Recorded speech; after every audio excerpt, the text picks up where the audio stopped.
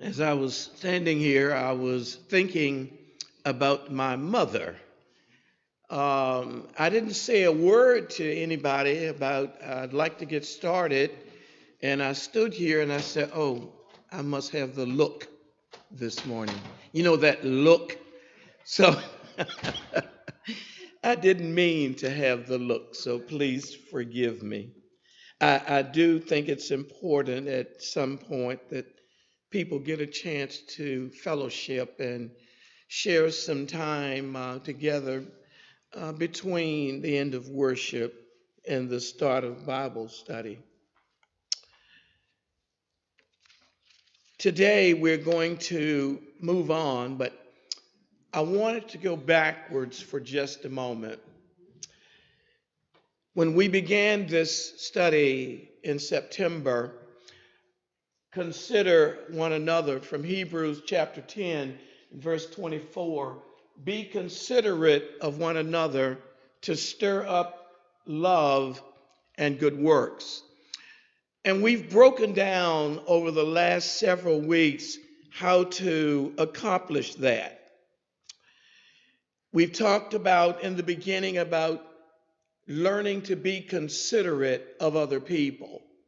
Learn to be considerate. We talked about learning to be kind. We've talked about learning to be friendly and learning to be compassionate. We've talked about being present and not ignore the needs of people that are around you. We talked about the importance of being courteous, even when you think nobody is looking. It's important to be courteous. We talked about being merciful.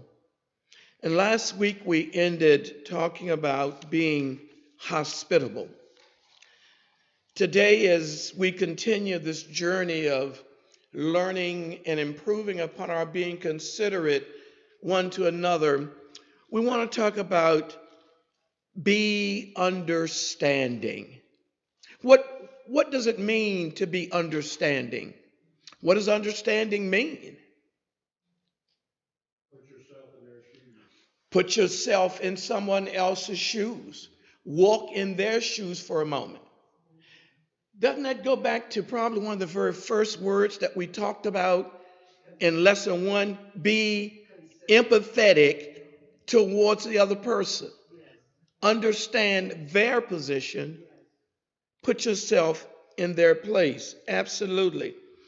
To be sympathetically aware of other people's feelings. And in some instances, understanding may mean to be tolerant of someone else in a way. And I would say to a point. It may also tell us understanding is being forgiving of other people when they may need that. Understanding could also be an indication on our part of having good insight into the people that are around us, having good insight or even good judgment when we deal with them. It was said in a movie, sometimes someone says something really small and it just fits right into this empty place in your heart. Have you ever heard someone, they may have been talking to you, or you overheard a conversation of something that they might have said, and it seems so small, but yet you felt what they said in your heart? That's understanding. I'm so glad that God does not hold grudges. Can you imagine what life would be like if God held grudges against us? Actually, you probably don't even want to begin to think it, do you? No, I was going to ask, have you ever held a grudge against anyone? But maybe it's better to think, can you recall an experience where someone held a grudge against you? And we all have, haven't we? Not a good place to be in, is it? They're holding a grudge against you, and many times there's not a thing you can do about it, is it? That's understanding, isn't it? God understands. Imagine what life would be like under our infinite God if he was irritable, unapproachable, and even impossible to please. Psalms 86 and verse 5 says, "For you, O Lord, are good and forgiving, abounding in steadfast love to all who call upon you." Isn't that comforting to know?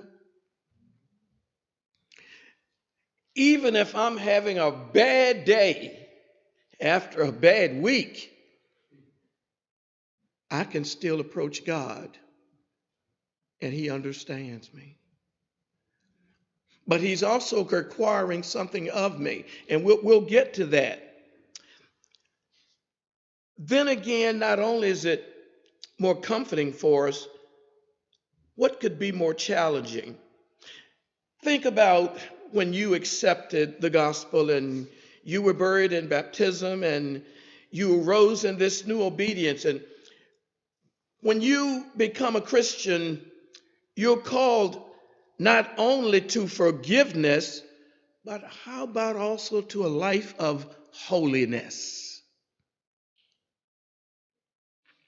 That's understanding on God's part, isn't it? In other words, when you're called into this life of holiness, you're called to be more like God, not just the day you come up out the water or the following month, but with each passing day of your life, we must live that life of holiness. We must be more like God every day. So instead of nursing grudges, you must be willing, even eager, to put the past behind you. And how do you do that? Well, one part of grudging, a part of it is being resentful. Being resentful. The word resent comes from the prefix, of course, expressing an intensity. And the French word sentir, which means to feel, that resentment comes from there. It's a powerful negative emotion toward those who have mistreated you. And that's usually where resentment comes from, isn't it? Sometimes they may not necessarily have mistreated you. They may have done or said something to try to guide you, and we develop resentment because of it. Resentment stirs bitter feelings, and it drives relationships apart. It causes ill will, and actually may even spark vengeance and violence. Think about much of the violence that we see in our news today, whether it be locally here in our own backyard, from our nation, from coast to coast, or even around the world. It is usually resentment that causes the violent aftermath that we often see. When you're resentful, you feel aggrieved, but you also feel annoyed when something good happens to the person that you think injured you. And that's wrong, isn't it? We should never rejoice at the suffering of anyone. Never. Resentment, not a behavior that we want to hang on to. Well, how do you get rid of resentment? It's a challenge. It's not easy. To stop resenting is not an easy task, but to stop resenting is simply just stop doing it. Does that sound easy? It sounds easier than it really is. How do you stop resentful behavior? Just stop doing it. It must come to an end, but it won't come to an end without you being involved in it. If you're the one feeling it, you have a duty now, responsibility, to help eliminate that.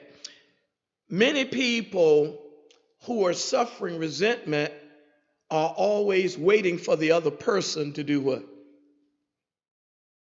Step forward. It's their fault. I didn't do anything wrong. I'm not going to do anything.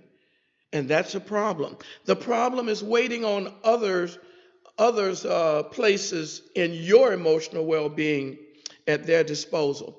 But here's the good news, folks. The good news is Christians can abandon resentment anytime. We don't have to hang on to it. Let it go. Let it go. We know that Christians can do this anytime, regardless of what the other person may do.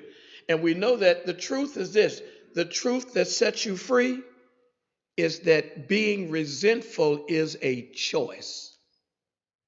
Can anybody make you be resentful? So if you're resentful, how did it happen? I chose to be resentful. So if you choose to be resentful in your behavior, you can also choose to be what? I guess a nice word would be unresentful. Okay? You made the choice to have that behavior, so now make a choice as a Christian to undo that behavior. We've got to be motivated, though, if we want to do that. When you choose not to move on when someone frustrates you or disappoints you or hurts you, what are the consequences? If you choose not to move on, what are the consequences for you? Walk around with a lot of anger, bitterness, and you're going to get yourself in trouble. So how do we motivate you to let it go? You see, because when you allow yourself to stay in that situation, emotionally, it traps you in negativity. It robs you of peace. It robs you of joy. And it pulls you down to even new lows than maybe you ever thought that you would find yourself in. You make a habit of collecting and storing grievances, both real grievances and even imagined grievances. Your soul is transformed into a cluttered closet. And when I thought about that, I said, well, there's that commercial on TV where it's something about your closet and we'll rearrange it for you. Well, sure, you're human and you've got your emotional closet cluttered. Jesus wants to help you to rearrange that so that it will be a decent and safe place. Resentment feeds on itself, and it grows and grows and grows until you decide to let it go.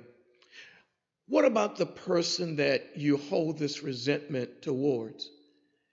What do you think they're doing? They're going on about their business.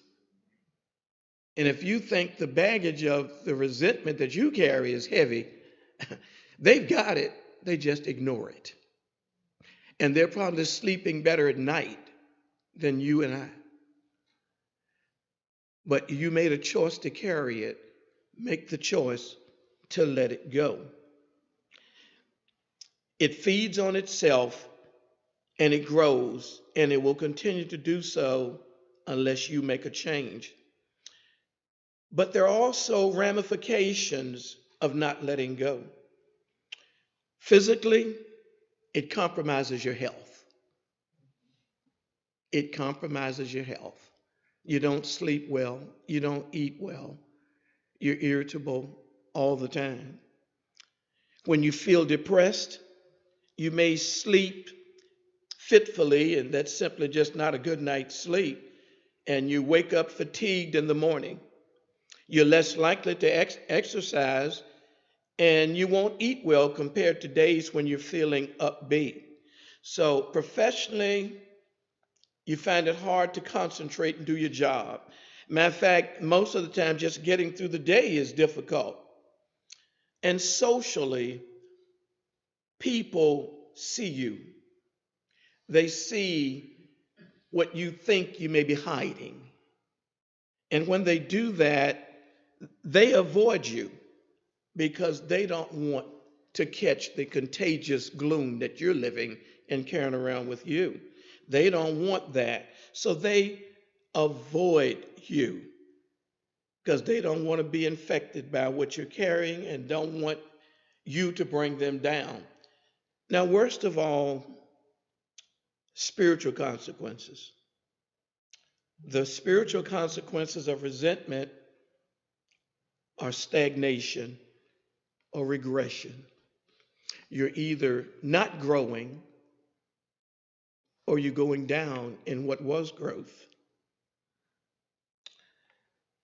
Rather than advancing in being like God every day, rather than living a life daily of Christ likeness, you begin to retreat from your first love, and that's the Lord. Instead of walking by the Spirit, you wallow, if you would, in the flesh. And this is because of the habitual resentment that you're carrying around. And to habitually resent others is to return to a less spiritual life than where we ought to be. It's a less healthy life physically, spiritually, emotionally, and it's also a less enjoyable state to be walking around or living in. You're stuck in a past that only you can change. What are the causes? What is the source of resentment in relationships? Could be a careless word that was exchanged, could be a broken promise or a thoughtless act.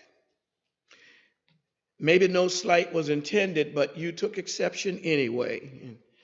That frustration led to judgment or exercise of bad judgment, and then to a behavior of condemnation. The motives were assumed and weren't necessarily exactly accurate, but you say words such as you should have or you shouldn't have, and indicating your expectations were reasonable, but they were not met. And these are the complexities that we find in our human relationships.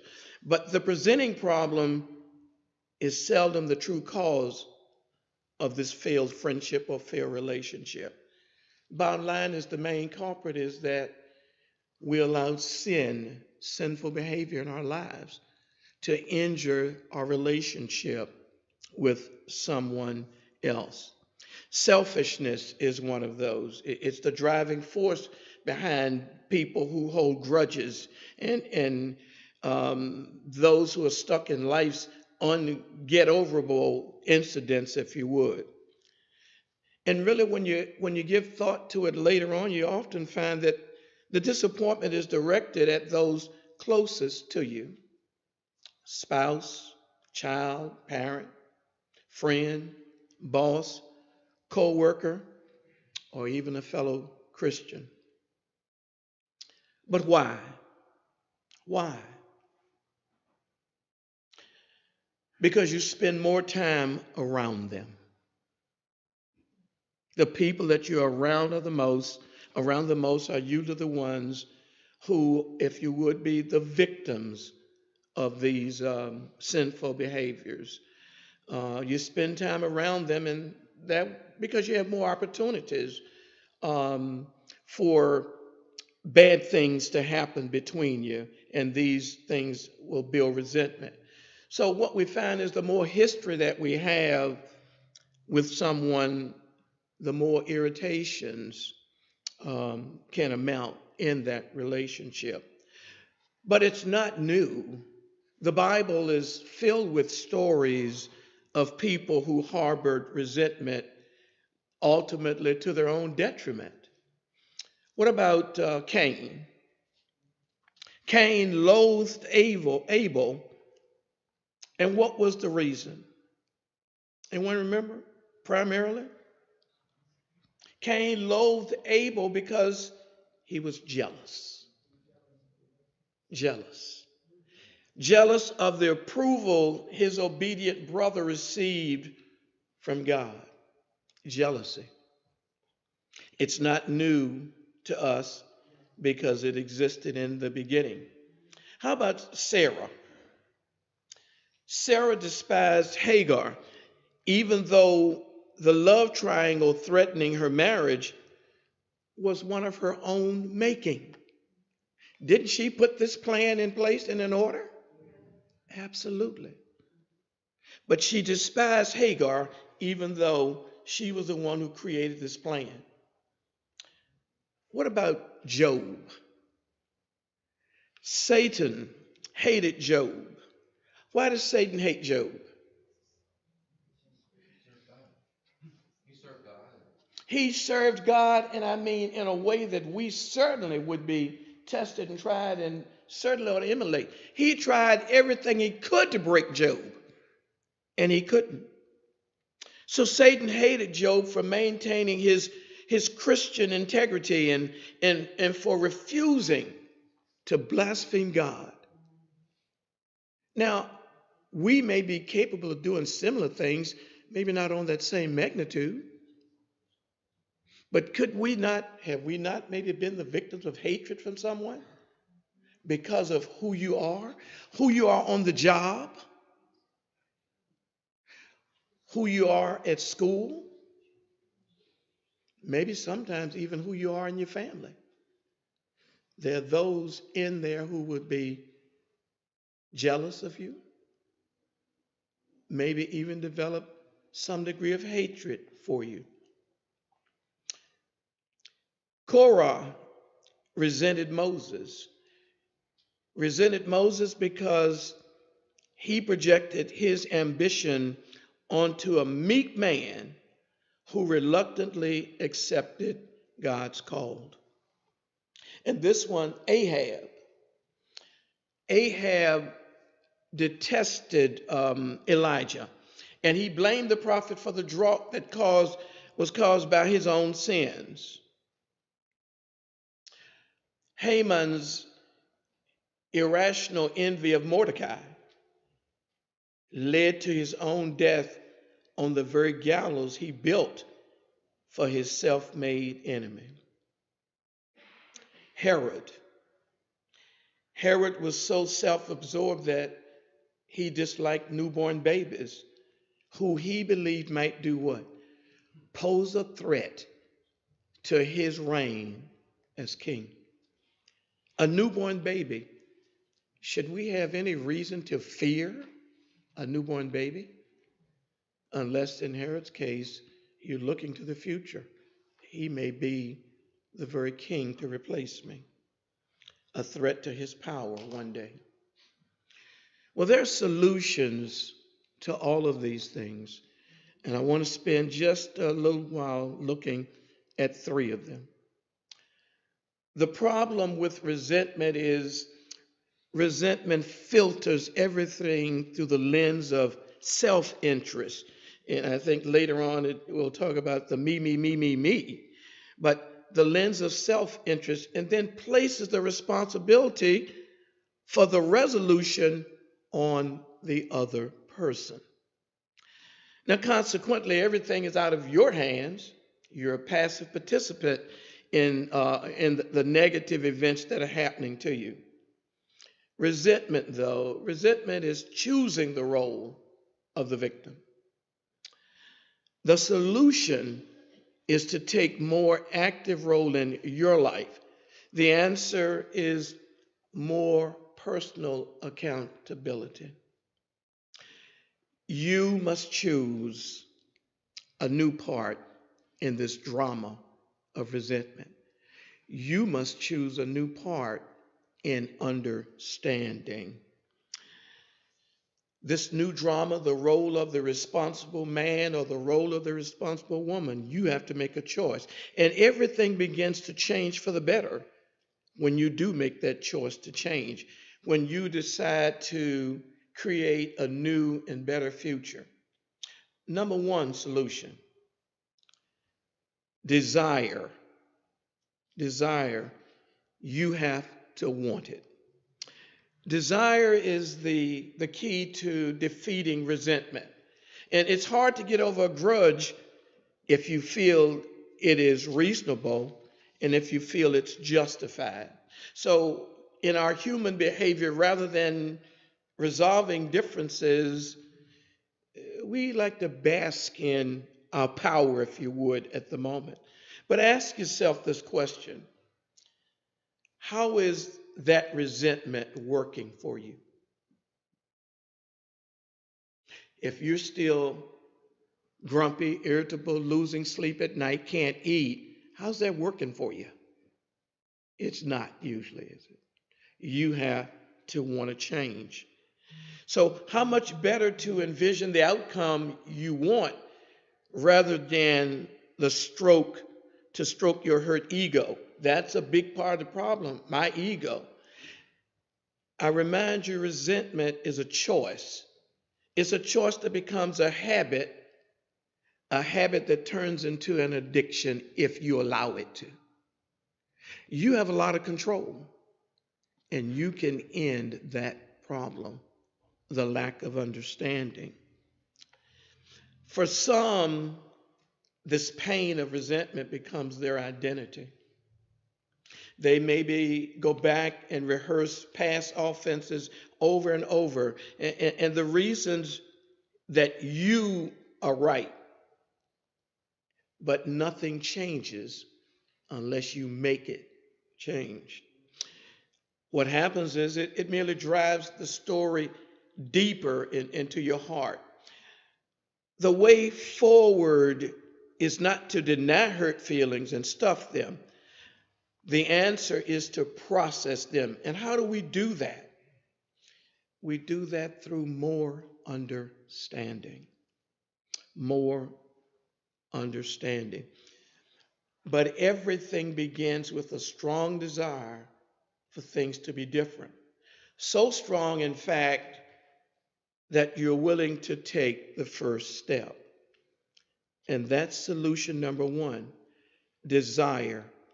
You have to want it to change, and you have to take the first step.